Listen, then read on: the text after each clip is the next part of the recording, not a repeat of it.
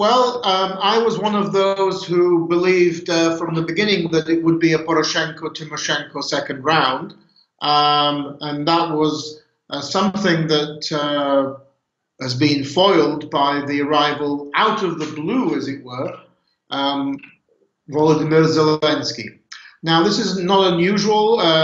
Donald Trump came from nowhere, and populists do usually come from nowhere. And then pick up anti-establishment votes very quickly, and before you know it, they've done very well. So in that sense, Zelensky is typical of what we've seen elsewhere in North America and Europe. But because of that, of course, Tymoshenko has been pushed to third place. We still don't know the final results, of course. There's only about 80% of the vote has been counted, but the way it is until now is about the same as what the exit polls, and three different exit polls showed, which was Zelensky first, Poroshenko with about 10% behind him, then Tymoshenko with about 3-4% below Poroshenko, and then you've got the pro-Russian candidate Yuri Boyko, and then Grytsenko and Smeshko, the former head of the security service. So the lineup, the pack at the beginning, the top three became crowded, and hence why the votes are not so big amongst them. To give you a comparison, in previous elections, the first two had far higher figures than in this election. But what do the figures show? The figures show, firstly, let's look at some of the positives. If you look at the way Zelensky has been supported, you can see that it's been supported throughout Ukraine, from Transcarpathia all the way through to eastern Ukraine and in southern Ukraine. So the idea that somehow Ukraine is divided along an east-west axis is no longer true. Zelensky's picked up votes from throughout Ukraine. So that's good, that's a positive. Secondly, the main one of the two pro-Russian candidates, Yuri Boyko, has only come first in two oblasts, Donetsk and Luhansk, and so 6 oblasts of eastern and southern Ukraine is not where Boyko's come first. Now that's also a major difference. It's what a scholar, Tatiana Zhurzenko, calls how Ukraine's east has shrunk. East in the sense of the east that votes for pro-Russian politicians. It shrunk from the 8, which it would have been under Yanukovych, 8 oblasts, to only 2. So again, that is reflected in the fact that no pro-Russian candidate can get into the second round. So it's no longer east versus west in the second round of Ukraine's presidential elections. The other interesting factors that come up in this is that nationalism in Ukraine, although Ukraine has often this image portrayed and pushed by Moscow that it's some crazy place full of nationalists and fascists, nationalism doesn't seem to go down very well in election campaigns. Think of Poroshenko in this competitive nationalist platform, but also think of Kravchuk in 1994 as well, and also the candidates which were supported by the nationalist right, Koshulinsky, did extremely badly, and that's again a reflection of the low popularity of nationalist parties. So Ukraine is different to the rest of Europe in that in the rest of Europe, nationalist populist parties are very popular. In Ukraine, that's not the case. But where Ukraine is similar to the rest of Europe and the United States is, of course, the rise of this phenomena of populist anti-establishment candidates. And Zelensky is a reflection of that. And usually populist anti-establishment candidates like Zelensky, they don't have a clear program. They know what they're against, but they don't know what they're for. And that's certainly true with Zelensky. When he was asked what are his two favorite politicians, he said Macron and the newly elected president of Brazil. Well, I mean, you can't have two more contrasting politicians. The centrist anti-populist Macron and then the right-wing hardline Brazilian Trump. So that goes to show you the degree to which Zelensky won so many votes without really opening his mouth, without actually having an election program, without going in for debates, without really revealing what he stood for. And that will maybe work against him in the second round. If he agrees to go for a debate with Poroshenko, in that sense, Poroshenko will have an easier time of criticizing Zelensky than he will of criticizing Tymoshenko. So in that sense, it might be easier for Poroshenko in round two.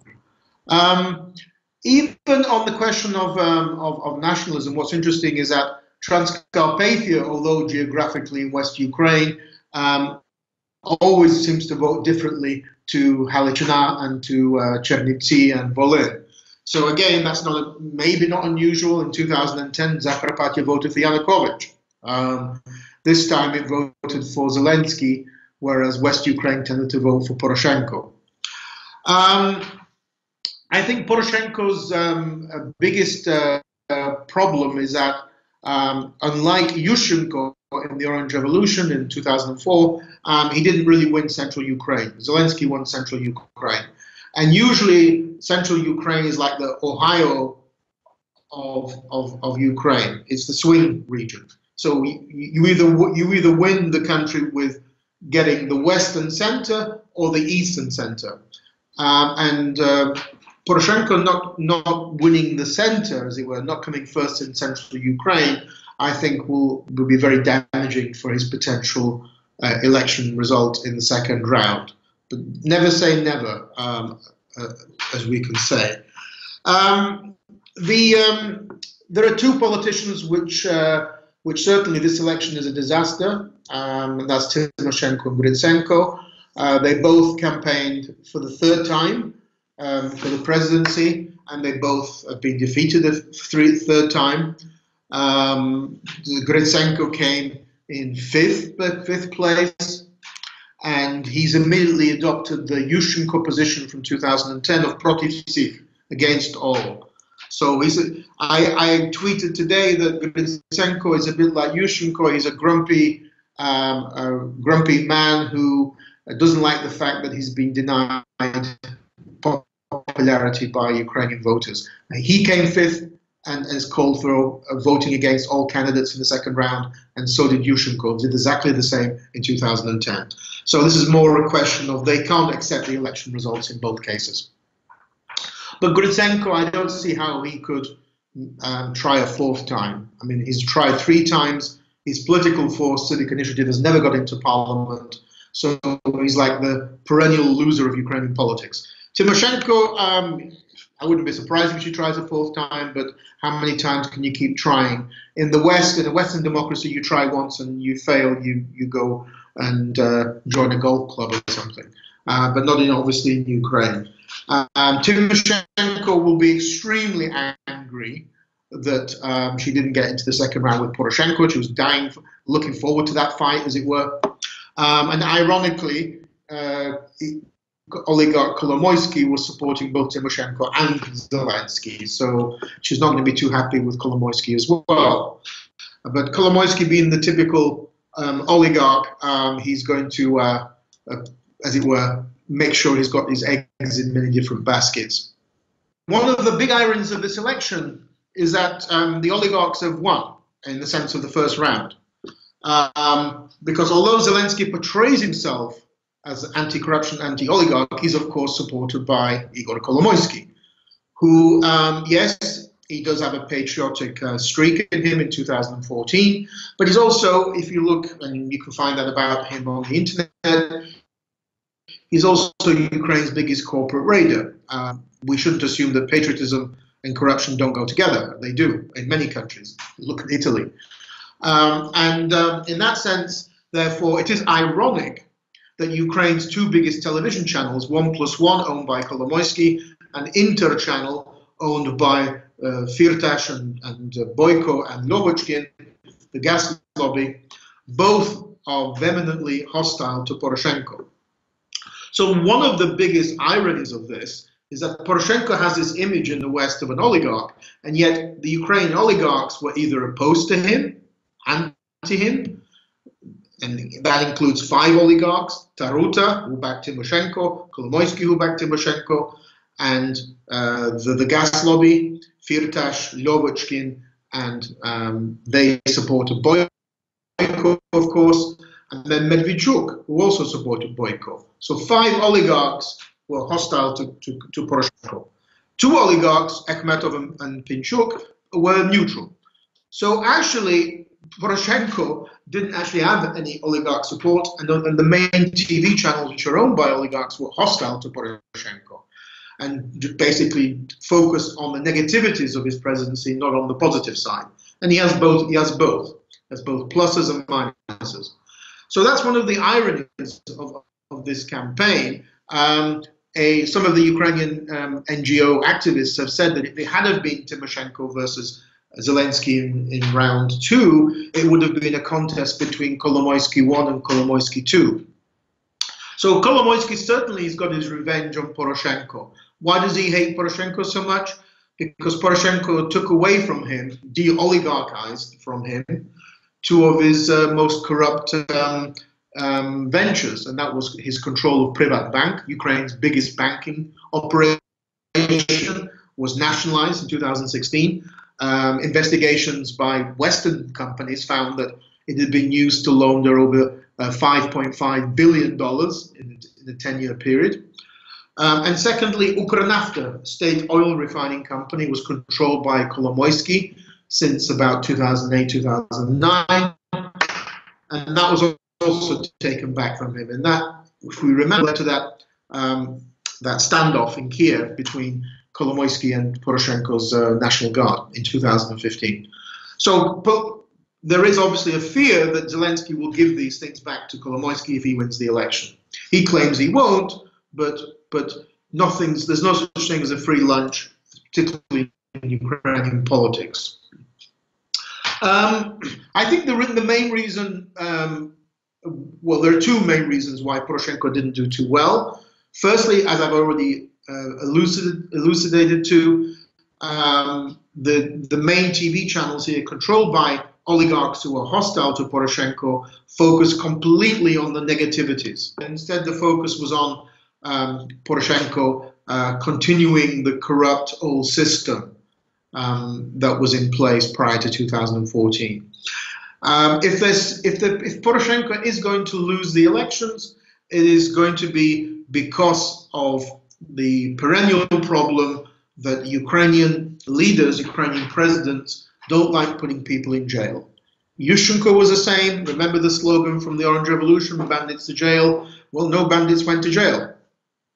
And that's been a perennial problem in Ukrainian politics. Elites tend to defend and protect each other. One way they do that is by the president controlling the General Prosecutor's Office, which I've long called for to be closed down. I think it's a complete corrupt morass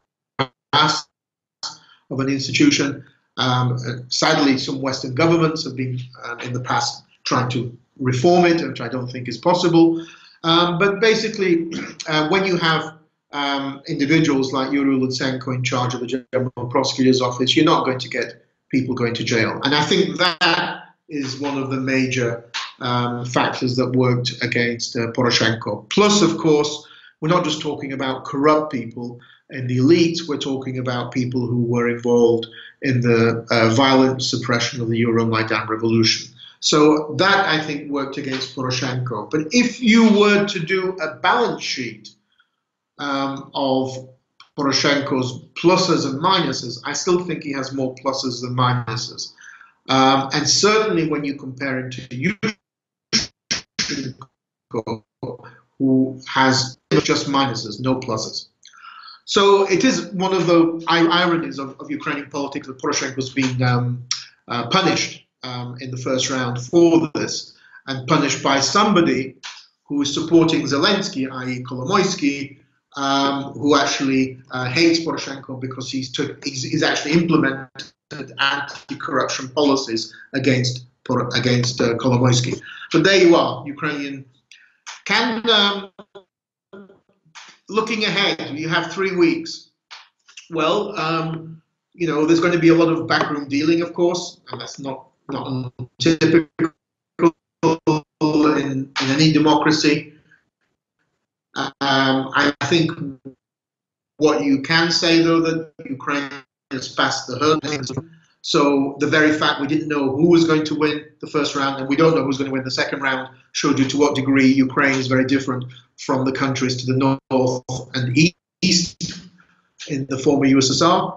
But Poroshenko has a big hurdle because if he was only 3, 4, 5% behind Zelensky in the first round, it'd be one thing, but 10% is bigger, and he's going to have to try and negotiate some deals with candidates who have lost.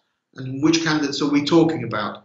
Well, Grytsenko, who was supported by the mayor of Lviv, Sadovey, has said he refuses to support Poroshenko, so he's out.